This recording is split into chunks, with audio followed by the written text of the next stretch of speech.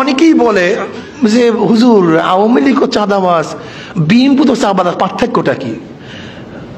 এই দুইটার মধ্যে পার্থক্যটা কি? আমি বললাম একটা হলো শেষরা চাঁদাবাজ আর হলো শাহী চাঁদাবাজ।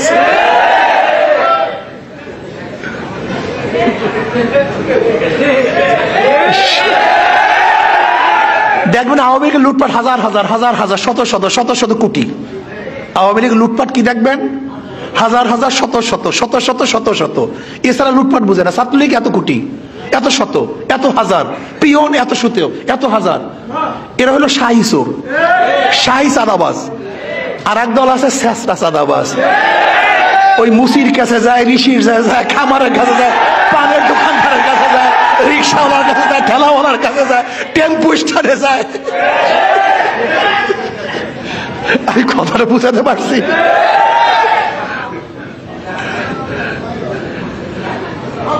যাই হোক, আমরা চাঁদাবাজ মুক্ত দেশ চাই, কেউ ভাগাতে চাই না।